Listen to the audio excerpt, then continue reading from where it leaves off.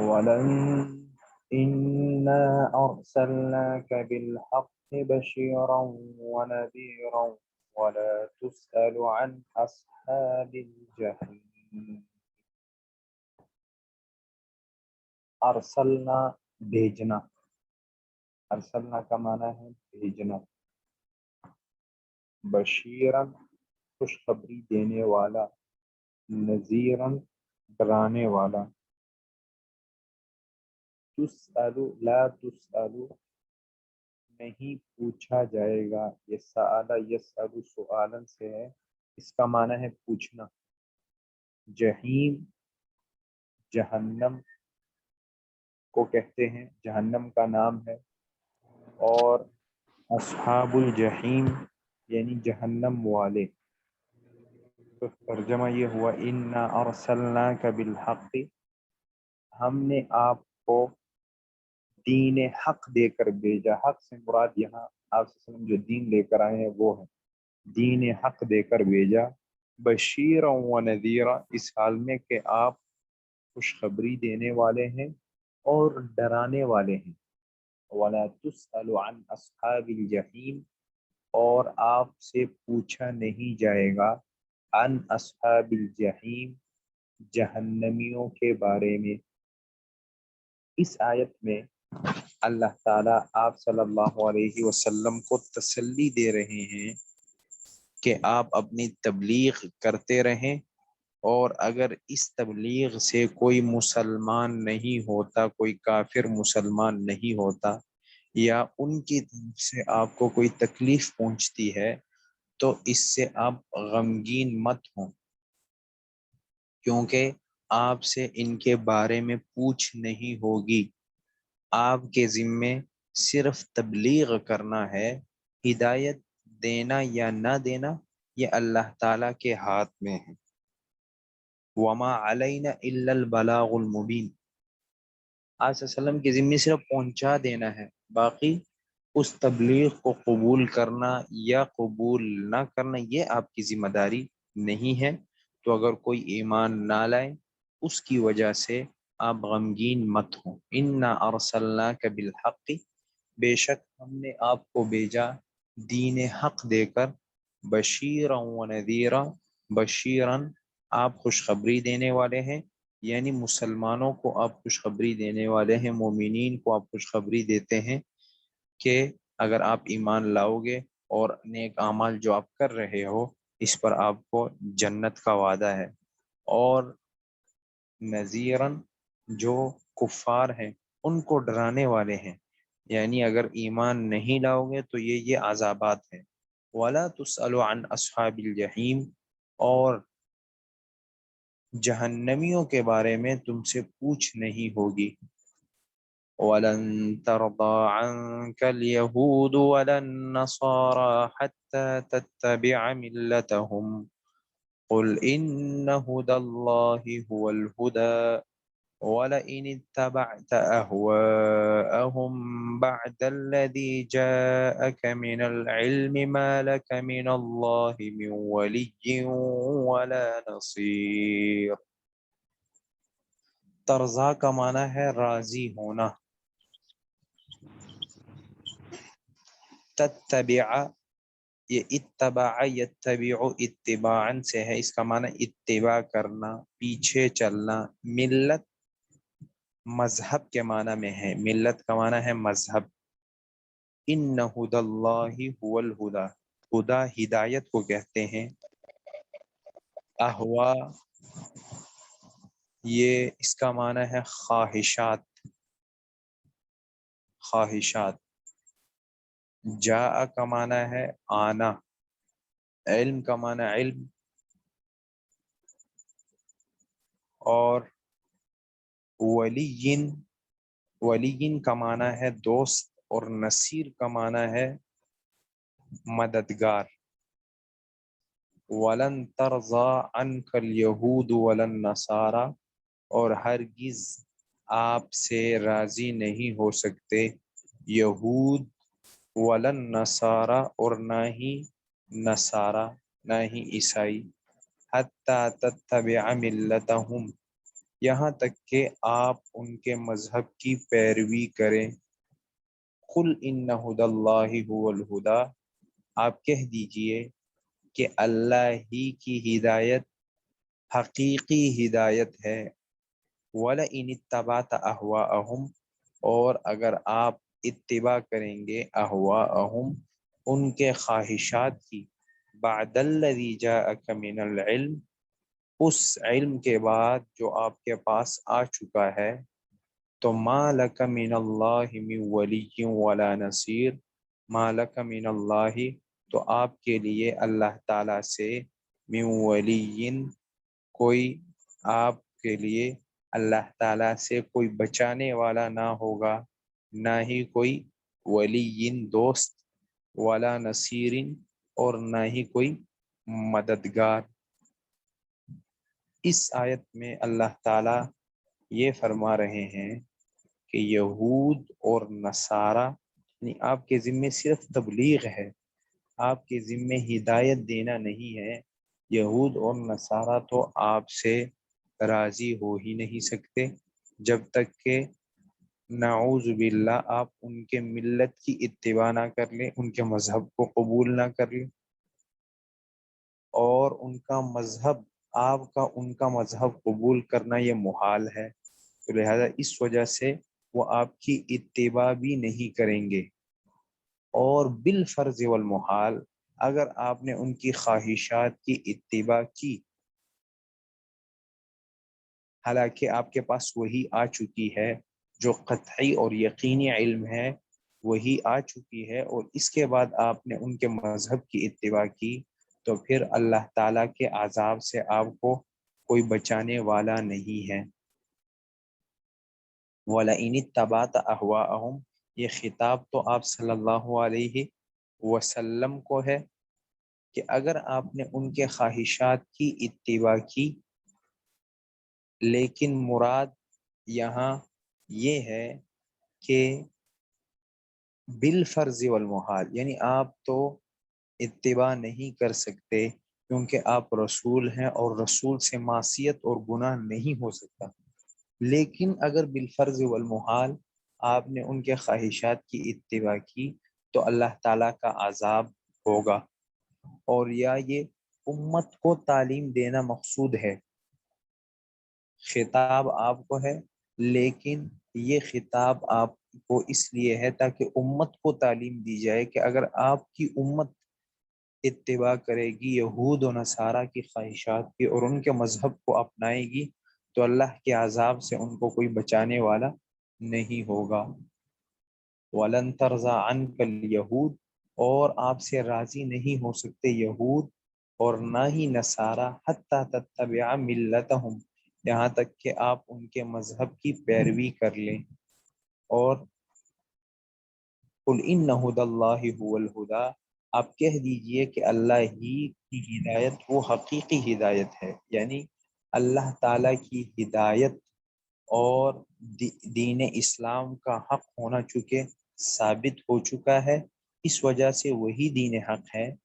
یہود اور نصارہ کے جو دین ہے وہ چونکہ محرف شدہ ہیں، اس میں تحریفات ہو چکی ہیں، وہ اصل دین نہیں ہے۔ وَلَئِنِ اتَّبَعْتَ أَهْوَاءَهُمْ، اور اگر آپ بالفرض والمحال، یا امت کو تعلیم دینا مقصود ہے، ان کی خواہشات کی اتباع کریں گے، بعد الذی جاءک من العلم، بعد اس کے جو آپ کے پاس علم میں وہی آ چکا ہے، پھر بھی آپ ان کے خواہشات کی اتباع کریں گے، تو ما لک من اللہ من ولی ولا نصیر، تو آپ کے لیے اللہ تعالیٰ سے بچانے والا نہیں ہوگا، نہ ہی کوئی دوست اور نہ ہی کوئی مددگار جو آپ کو اللہ تعالیٰ کے عذاب سے بچا لے۔ الذین آتیناہم الکتاب یتلونہ حق تلاوتہ اولئک یؤمنون بہ ومن یکفر بہ فاولئک هم الخاسرون۔ آتینا کا معنی ہے دینا، یتلونا اس کا معنی ہے تلاوت کرنا، الخاسرون نقصان اٹھانے والے۔ الذین آتیناہم الکتاب، وہ لوگ جن کو ہم نے کتاب دی، یتلونہ حق تلاوتی، اور وہ اس کتاب کی تلاوت کرتے ہیں جیسا کہ اس کی تلاوت کرنے کا حق ہے۔ اولئک یؤمنون بہ، یہی وہ لوگ ہیں جو ایمان لاتے ہیں کتاب پر، ومن یکفر بہ، اور جو انکار کرے گا کہ اس کتاب کی، فاولئک هم الخاسرون، تو یہی لوگ نقصان اٹھانے والے ہیں، خسارہ اٹھانے والے ہیں۔ اس آیت میں اللہ تعالیٰ نے ان یہود اور نصارہ، ان اہل کتاب کا ذکر کیا ہے جنہوں نے بعد میں اسلام قبول کیا اور جو انصاف پسند تھے۔ تو جیسے جنہوں نے اسلام قبول نہیں کیا، پہلے ان کی مذمت بیان کی، اب ان کی تعریف ہو رہی ہے جنہوں نے اہل کتاب میں سے اسلام قبول کیا، جیسے عبداللہ ابن سلام رضی اللہ تعالی عنہ اور ان کے ساتھی جنہوں نے اسلام قبول کیا اہل کتاب تھے۔ تو اللہ تعالیٰ ان کے بارے میں فرما رہے ہیں کہ وہ لوگ جن کو ہم نے کتاب دی، یعنی توریت دی، انجیل دی، اور یتلونہ حق تلاوتی، اور پھر وہ اس کی تلاوت کرتے تھے جیسا کہ تلاوت کرنے کا حق ہے، یعنی وہ اس تورات اور انجیل کی تلاوت بھی کرتے تھے۔ تلاوت کا تعلق الفاظ سے ہے کہ اس کی تلاوت بھی کرتے تھے، لیکن تلاوت کیسے کرتے تھے؟ حق تلاوتی، جیسا کہ تلاوت کرنے کا حق ہے۔ تلاوت کرنے کا حق کا مطلب یہ ہے کہ تلاوت کے ساتھ ساتھ ان کی جو قوت علمیہ تھی، انہوں نے اپنی عقل، اپنا ذہن اس کتاب کو سمجھنے میں لگا دی، اور اپنا ارادہ اس پر عمل کرنے میں لگا دیا، یعنی تلاوت بھی کرتے تھے اور تلاوت کے ساتھ ساتھ اس پر عمل بھی کیا۔ اور عمل کیسے کیا؟ کہ تورات اور انجیل میں نبی آخر الزمان کی پیش گوئی تھی کہ نبی آخر الزمان نے آنا ہے، تو اس پر ایمان لے آئے۔ اولئک یؤمنون بہ، یہی وہ لوگ ہیں جو اس کتاب پر ایمان لاتے ہیں۔ ومن یکفر بہ فاولئک هم الخاسرون، اور جو اس کتاب کا انکار کرے گا، فاولئک هم الخاسرون، یہی لوگ خسارہ پانے والے ہیں، نقصان اٹھانے والے ہیں، اپنے آپ کا ہی نقصان کر رہے ہیں کہ انکار کر کے کفر اور گمراہی خرید رہے ہیں، اور گمراہی کا بدلہ کیا ہوگا؟ جہنم۔ یا بنی اسرائیل اذکروا نعمتی التي انعمت علیکم وانی فضلتکم علی العالمین۔ بنی اسرائیل، اسرائیل کی اولاد۔ اسرائیل حضرت یعقوب علیہ السلام کا لقب ہے، یعنی اے یعقوب کی اولاد۔ اذکروا، یاد کرنا، اس کا معنی ہے یاد کرنا۔ نعمتی، نعمت۔ انعمت کا معنی ہے انعام کرنا۔ فضلت، اس کا معنی ہے فضیلت دینا۔ عالمین، یہ جمع ہے عالم کی۔ عالم کہتے ہیں مخلوقات کے مجموعے کو، مخلوق کے مجموعے کو۔ یا بنی اسرائیل، اے یعقوب کی اولاد، اذکروا نعمتی التی، تم یاد کرو میری ان نعمتوں کو، التی انعمت علیکم، جو میں نے تم پر کی، وانی فضلتکم علی العالمین، اور یاد کرو اس بات کو کہ میں نے تم کو فضیلت دی، علی العالمین، عالمین پر۔ یہاں بنی اسرائیل کو، اس آیت میں بنی اسرائیل کو اللہ تعالیٰ اپنے احسانات یاد کروا رہے ہیں کہ میرے ان احسانات کو یاد کر کے میری اتباع کرو، میری نافرمانی نہ کرو، میری ان نعمتوں کو یاد کرو۔ یا بنی اسرائیل، اے اولاد یعقوب، میری ان نعمتوں کو یاد کرو جو میں نے تم پر کی ان نعمتوں سے مراد ساری وہ نعمتیں ہیں جو بنی اسرائیل پر کی گئی، من و سلوہ ان کے لیے اترا، اور اسی طرح سمندر میں رستے بنے، اور بادل ان پر سایہ، بادلوں کا ان پر سایہ رہتا تھا، اور ان کے لیے 12 چشمے اللہ تعالیٰ نے نکالے۔ تو جو انعامات ان پر ہوئے ہیں وہ سب مراد ہے۔ وَأَنِّي فَضَّلْتُكُمْ عَلَى الْعَالَمِينَ، اور میں نے تم کو تمام عالمین پر فضیلت دی۔ اس فضیلت سے مراد یا تو جزئی فضیلت ہے، کیونکہ کلی فضیلت تو آپ صلی اللہ علیہ وسلم کی امت کو ہوئی ہے، یعنی کلی فضیلت آپ صلی اللہ علیہ وسلم کی امت کو نصیب ہوئی ہے، کیونکہ امت محمدیہ تمام امتوں سے بہتر ہے۔ تو یا تو اس سے مراد جزئی فضیلت ہے کہ جزئی فضیلت ہم نے تمہیں تمام عالمین پر دی، کوئی خاص سبب سے ایسی فضیلت جو دوسری امتوں کو نہیں ملی، اور یا اس سے مراد اس زمانے میں جتنے لوگ تھے اس زمانے کے اعتبار سے تمام لوگوں پر بنی اسرائیل کو فضیلت حاصل تھی، اور یہ سب سے فضیلت والے لوگ تھے۔ وَاتَّقُوا يَوْمًا لَا تَجْزِي نَفْسٌ عَن نَفْسٍ شَيْئًا وَلَا يُقْبَلُ مِنْهَا عَدْلٌ وَلَا تَنفَعُهَا شَفَاعَةٌ وَلَا هُمْ يُنصَرُونَ۔ اتقو کا معنی ہے ڈرنا۔ لا تجزی نفس، جس دن کوئی نفس کام نہیں آئے گا،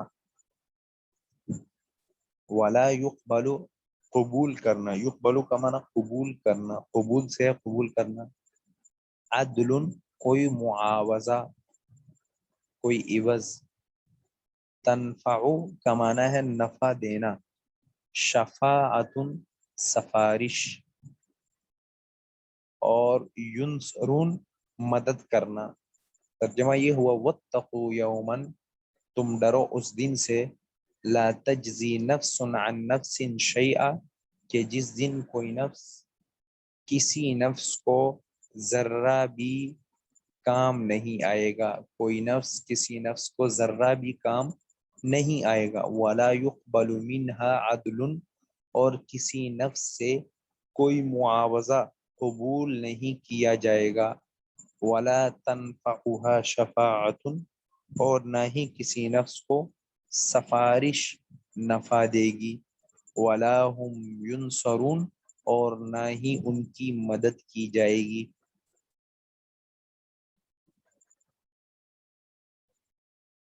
اس آیت میں اللہ تعالیٰ نے قیامت کے دن سے ڈرنے کا ذکر کیا ہے کہ جو نافرمان ہیں ان کو چاہیے کہ قیامت کے دن سے ڈرے اور اللہ تعالیٰ کی نافرمانی نہ کرے، کیونکہ وہ ایسا دن ہے لا تجزی نفس عن نفس شیئا، کہ کوئی نفس کسی نفس کے کام نہیں آئے گا۔ پرائے تو پرائے ہیں، جو اپنے ہوں گے وہ بھی کسی کے کام نہیں آئیں گے۔ اللہ تعالیٰ قرآن پاک میں فرماتے ہیں یوم یفر المرء من اخی، یہ ایسا دن ہوگا قیامت کا دن، یفر المرء من اخی، کہ آدمی اپنے بھائی سے بھی بھاگے گا، وہ امہ و ابی، اور اپنے والد اور اپنے والدہ ان سے بھی بھاگے گا، جو ان سے دنیا میں سب سے زیادہ محبت کرتے تھے ان سے بھی اپنی جان چھڑائے گا، وصاحبتہ و بنی، اور اپنی بیوی سے بھی بھاگے گا، اولاد سے بھی بھاگے گا، یعنی لکل امرئ منہم یومئذ شأن یغنی، وہ ایسا ہولناک دن ہوگا کہ ہر ایک کی ایسی حالت ہوگی جو دوسرے سے اس کو مستغنی کر دے گی، یعنی کوئی بھی شخص نہ دوسرے کے کسی کام نہیں آئے گا، ولا يقبل منها عدل، اور کسی سے معاوضہ بھی قبول نہیں کیا جائے گا، یعنی وہاں رشوت بھی نہیں چلے گی کہ کوئی جہنمی ہے تو معاوضہ دے کر اس کو جنت میں کیا کیا جائے، ڈال لیا جائے، ایسا بھی نہیں ہوگا، بلکہ وہاں تو صرف اعمال ہی کام آئیں گے اور اپنی اعمال ہی کام آئیں گے۔ ولا تنفعها شفاعت، اور سفارش بھی نفع نہیں دے گی، کفار کو سفارش بالکل نفع نہیں دے گی، لیکن جو مومن ہے مومن کے لیے سفارش ہوگی، کیونکہ حدیث میں آتا ہے کہ عالم کی سفارش ہوگی، حافظ سفارش کرے گا، علماء سفارش کریں گے، انبیاء سفارش کریں گے، ان کی سفارش ہوگی۔ تو کافر کے لیے سفارش نفع نہیں دے گی، کافر کو نفع نہیں دے گی، مسلمانوں کے لیے سفارش ہوگی۔ وَلَا هُمْ يُنصَرُونَ، اور نہ ہی ان کی مدد کی جائے گی۔ وَإِذِ ابْتَلَىٰ إِبْرَاهِيمَ رَبُّهُ بِكَلِمَاتٍ فَأَتَمَّهُنَّ قَالَ إِنِّي جَاعِلُكَ لِلنَّاسِ إِمَامًا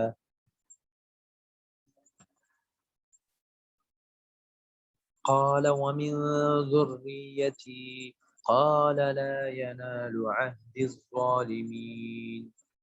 ابتلا یبتلی، ابتلاء کا معنی ہے آزمانا، کلمات اتم یتم، اتمامن کا معنی ہے پورا کرنا، جاعل کا معنی ہے بنانا، امامن، امام یہ واحد ہے، اس کی جمع آتی ہے ائمہ، اس کا معنی ہوتا ہے مقتدا، پیشوا، ذریت اولاد کو کہتے ہیں۔ لا ینالو، نالا ینالو پہنچنا، پانا، عہد کو کہتے ہیں وعدہ۔ وَإِذِ ابْتَلَىٰ، اور یاد کرو اس وقت کو کہ جب ابراہیم کو اس کے رب نے آزمایا، بکلمات، چند کلمات کے ساتھ، فَأَتَمَّهُنْ، پھر ابراہیم نے ان کلمات کو پورا کیا، قال انی، چند باتوں کے ساتھ آزمایا تو ابراہیم نے ان باتوں کو پورا کر دکھایا، قال، پھر اللہ تعالیٰ نے فرمایا انی جاعلک للناس اماما، میں آپ کو لوگوں کا پیشوا اور مقتدا بنانے والا ہوں۔ قال، تو ابراہیم نے کہا ومن ذریتی، میری اولاد میں سے بھی، قال لا ینال عہد الظالمین، تو اللہ تعالیٰ نے فرمایا میرا وعدہ ظالمین کو نہیں پہنچے گا، نہیں ہوگا، میرا وعدہ ظالمین کو نہیں ملے گا۔ یہاں سے اللہ تعالیٰ نے ابراہیم علیہ السلام سے امتحان لیا، اور اس امتحان میں حضرت ابراہیم علیہ السلام پاس بھی ہوئے، کامیاب بھی ہوئے، اور پھر اس کا بدلہ بھی، انعام بھی، اس آزمائش جو ابراہیم علیہ السلام سے آزمائش لی گئی، اس آزمائش کا انعام بھی اللہ تعالیٰ نے ابراہیم علیہ السلام کو دیا، اور وہ انعام یہ تھا انی جاعلک للناس اماما، کہ میں آپ کو لوگوں کا پیشوا بناؤں گا، نبی بناؤں گا۔ تو پھر حضرت ابراہیم علیہ السلام نے وہ نبوت اپنی اولاد کے لیے بھی مانگی کہ اے اللہ میری اولاد میں سے بھی نبی بنا، تو اللہ تعالیٰ نے ایک ضابطہ بیان کر دیا کہ نبوت چونکہ خاص یعنی اللہ تعالیٰ کی خلافت ہے، تو یہ نافرمان کو نہیں ملے گی آپ کی اولاد میں سے، جو فرما بردار ہوں گے ان کو ملے گی۔ تو ابراہیم علیہ السلام کی اولاد میں سے کافی نبی آئے، ان کی دعا قبول ہوئی۔ تو اِذِ ابْتَلَىٰ إِبْرَاهِيمَ رَبُّهُ بِكَلِمَاتٍ فَأَتَمَّهُنَّ، اور یاد کرو اس وقت کو جب ابراہیم کو اس کے رب نے چند باتوں کے ساتھ آزمایا، پھر ابراہیم نے ان باتوں کو پورا کیا۔ ان کلمات سے کیا مراد ہے؟ جن کے ذریعے حضرت ابراہیم علیہ السلام کی آزمائش کی گئی، اور اب ابراہیم علیہ السلام اس آزمائش اور اس امتحان میں کامیاب ہوئے، تو وہ سارے آزمائشیں ہیں، اس سے مراد وہ ساری آزمائشیں ہیں جو حضرت ابراہیم علیہ السلام کو پیش آئی، کہ سب سے پہلے ان کی قوم بت پرست، اور انہی میں یہ پلے بڑے، اور ان کا بادشاہ نمرود ظالم بادشاہ، اور حضرت ابراہیم علیہ السلام نے عالم بغاوت ان کے خلاف بلند کیا، اور ان کے بتوں کو برا بلا کہا، اور ان کے بتوں کو توڑا، اور پھر آزمائش کیا آئی حضرت ابراہیم علیہ السلام پر کہ نمرود نے بڑی آگ جلائی اور اس میں حضرت ابراہیم علیہ السلام کو پھینکا گیا، تو یہ آزمائش، اور اس آزمائش میں بھی حضرت ابراہیم علیہ السلام کامیاب ہوئے، اور اللہ تعالیٰ نے آگ کو حکم دیا، یا نار کونی بردا و سلاما علی ابراہیم، اے آگ ابراہیم پر ٹھنڈی اور سلامتی والی ہو جا۔ اس آزمائش میں بھی پورے اترے۔ پھر اس کے بعد دوسری آزمائش یہ آئی کہ اللہ تعالیٰ نے حکم دیا کہ حضرت ہاجرہ کو، جو حضرت ابراہیم علیہ السلام کی زوجہ تھی، بیوی تھی، حضرت ہاجرہ کو شام سے ہجرت کرا کر مکے لے جایا جائے اور وہاں اس کو چھوڑا جائے۔ تو شام سے ہجرت کی، حضرت ہاجرہ اور حضرت اسماعیل علیہ السلام بچے تھے، اور مکہ مکرمہ چھوڑ کر چٹیل میدان ہے، نہ ہی کوئی سبزہ وغیرہ ہے، اور نہ ہی کسی پانی کا بندوبست ہے، اور تھوڑا سا زیادہ راہ اور ایک مشکیزے میں پانی ان کے لیے چھوڑ دیا جاتا ہے اور یہ واپس چلے جاتے ہیں۔ تو یہ بھی ایک آزمائش تھی کہ چٹیل میدان میں ان کو چھوڑا گیا، اور اس آزمائش میں بھی ابراہیم علیہ السلام کامیاب ہوئے۔ ایک آزمائش یہ آئی کہ جب حضرت اسماعیل علیہ السلام جوان ہوئے تو اللہ تعالیٰ نے خواب میں حضرت ابراہیم علیہ السلام کو یہ حکم دیا کہ ان کو ذبح کرو۔ فلما بلغ معه السعی قال یا بنی انی ارا فی المنام، اللہ تعالیٰ قرآن پاک میں یہ واقعہ ذکر کر رہے ہیں کہ ابراہیم علیہ السلام نے اسماعیل علیہ السلام سے فرمایا، یا بنی انی ارا فی المنام، اے بیٹے میں خواب میں یہ دیکھ رہا ہوں، انی ارا فی المنام انی اذبحک فانظر ماذا تری، خواب یہ دیکھ رہا ہوں کہ میں تمہیں ذبح کر رہا ہوں، اب تمہاری کیا رائے ہے؟ تو اسماعیل علیہ السلام نے فرمایا، یا ابت افعل ما تؤمر، کہ اے والد جو آپ کو حکم دیا گیا ہے آپ وہ کر گزریے۔ تو پھر حضرت ابراہیم علیہ السلام بیٹے کو ذبح کرتے ہیں تو اوپر سے جنت سے مینڈا آ جاتا ہے، تو یہ بھی آزمائش تھی، اور ابراہیم علیہ السلام اس میں کامیاب ہوئے۔ تو یہ ساری کی ساری آزمائشیں ہیں جن میں ابراہیم علیہ السلام کامیاب ہوئے، اور اللہ تعالیٰ نے بطور انعام کے کیا فرمایا، انی جاعلک للناس اماما، کہ میں آپ کو لوگوں کا پیشوا بنانے والا ہوں۔ پیشوا سے مراد یہ ہے کہ آپ کو لوگوں کا نبی یعنی نبوت دوں گا۔ قال ومن ذریتی، تو ابراہیم علیہ السلام نے فرمایا میری اولاد میں سے بھی، یعنی میری اولاد کو بھی، میری اولاد میں سے بھی نبی بنائیں، ان کو بھی نبوت دیں۔ تو اللہ تعالیٰ نے فرما دیا کہ نبوت کے لیے ضابطہ یہ ہے کہ وہ نافرمان کو نہیں ملے گی، ہاں جو فرمانبردار ہوگا اور اللہ تعالیٰ جس کے لیے چاہیں گے اس کو نبوت عطا کریں گے۔ قال لا ینال عہد الظالمین، تو ابراہیم علیہ السلام، اللہ تعالیٰ نے فرمایا لا ینال عہد الظالمین، میرا وعدہ ظالمین اور نافرمان جو ہے ان کو نہیں ملے گا۔ تو آج کے لیے اتنا ہی کافی ہے۔